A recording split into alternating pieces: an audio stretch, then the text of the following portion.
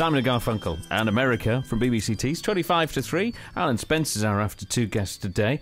From South Bank, through schools, doing off to Redcar Technical College, not working here for you, Alan.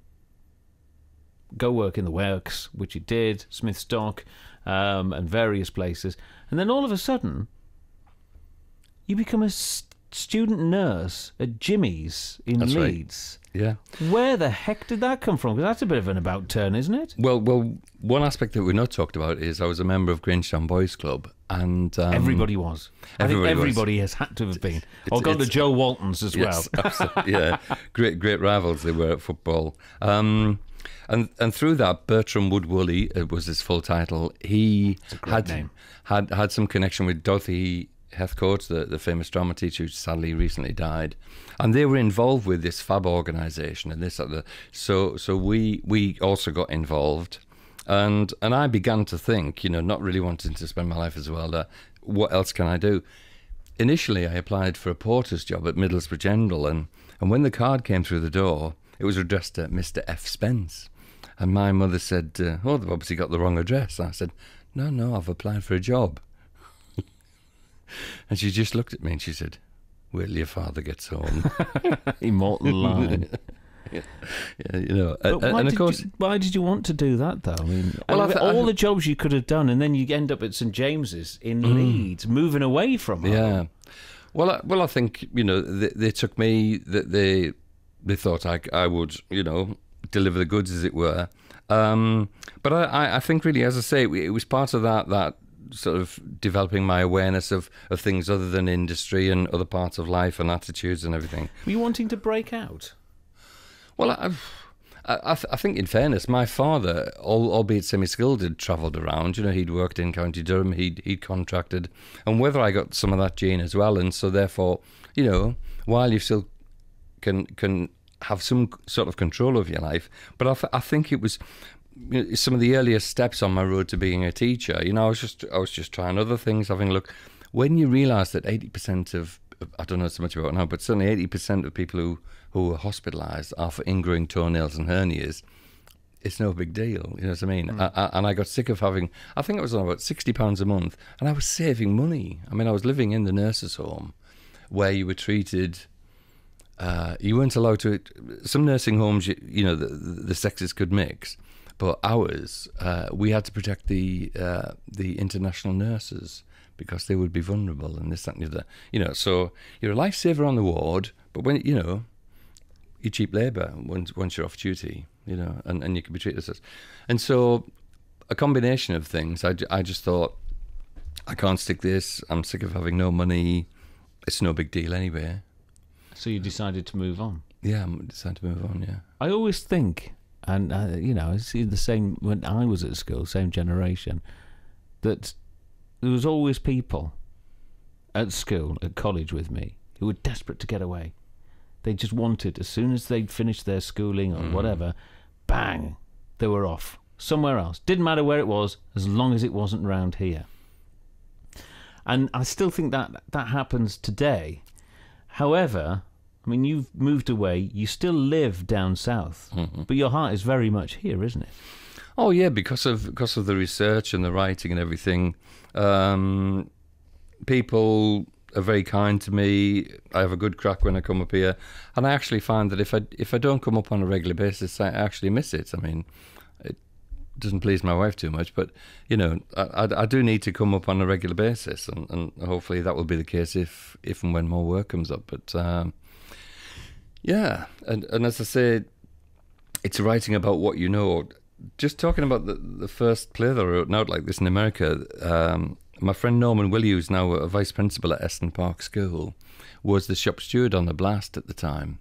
And I said, somebody should write a play about this. And so he gave me a load of press cuttings and stuff like that. I said, go on then, go and write your play. Anyway, 20 years later, or even 25 years later, I did. But there's two things I'd just like to read out to you. And one is from Joseph Cowans at the Middlesbrough Jubilee in 1881. Okay. The marvellous story of its rise is admiringly recited, and the fame of its factories dwelt upon. The idea symbolised by its history is force, the physical, mental and moral force, which enables communities to wrestle with and overcome obstacles which circumstances cast in their way, as they struggle upwards and onwards to a better state of living. Well, for me, that was what the strike was all about. Inflation was 15-17%. We were offered a 2.5% rise. I mean, it was, not unlike today. You were slashing your wrists virtually economically.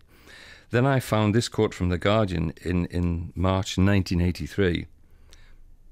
To go along the river from Teesdale to Cleveland is like moving between two different planets.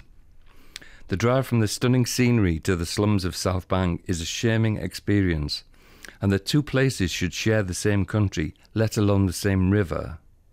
Disraeli's two nations are with us again. Do you think that still exists now? That's 30 years ago, that quote, nearly. I would think so, yeah. I mean, if you not just South Bank, I mean, there must be other areas on Teesside that have been... So when you come back to South Bank, and here you are now, a successful teacher, as we said, a master's in TV and film, all the things that Redcar Technical basically said, no, it's not working here, you're going to have to go and be a manual, heavy industry worker. You're doing all those things now. When you come back to South Bank, how does that make you feel then? Well, it just makes me feel very lucky and very sad. Lucky that you escaped? Well, it's funny, a friend of mine, Peter Jeffers, who has his own engineering company, one of the first things, and we hadn't met up for over 30 years, one of the first things he said to me was, at least you got away. And I think this is the psyche of people in Middlesbrough. I think half the people want to get away because they assume that the grass is always greener. But it's never greener. No, it's just different, It may get mown more often, but and I, like your guest yesterday, Mike Findlay. I mean, just fantastic story, which wherever he'd settled would have been his story. But what he also attributed to the area was is what Teesside Middlesbrough is all about, and you're not allowed to say now what a friendly society we are, because people even mock that now. We don't even have that to sing the praises of, because people are so negative. But when you come back up to the area, can you not see some of the things that are happening to try and change those stereotypes, if you want, that people have? Oh, absolutely. I think one of the problems is we're between Newcastle and Durham on one side, York and Leeds the other side, and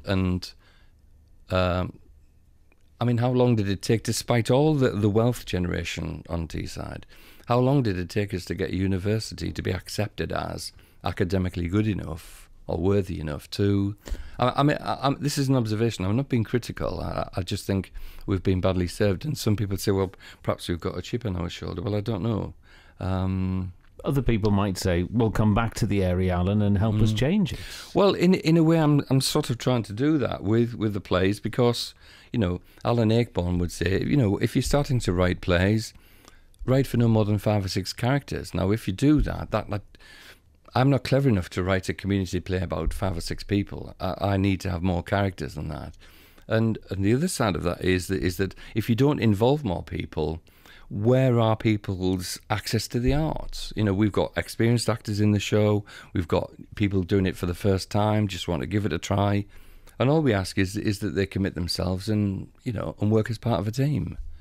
So I mean, it's not a great deal, but I would like to think that it would help on just people, if not feeling better about themselves, but sort of reassessing the situation. I mean, when I wrote Nowt like this in America, there wasn't anywhere you couldn't go that when I took my CRB to a school in Redcar, the woman dealing with me said, I used to work at Redpath Dorman Long. just and if we bring that play back, and people are saying I should, that there's an even bigger story there. And we know the Boro is the big Middlesbrough story, but because so many people were involved in the steel industry, there's a whole project there in itself, really, to add to the steel archives. Okay, let's come back in a minute here at BBC Tees. Fascinating chat. 2:45 is the time. I'm going to play a couple of yours. You seem a bit of a soulie. We'll get a bit of Sam and Dave on in just a moment here at BBC Tees. How are we doing?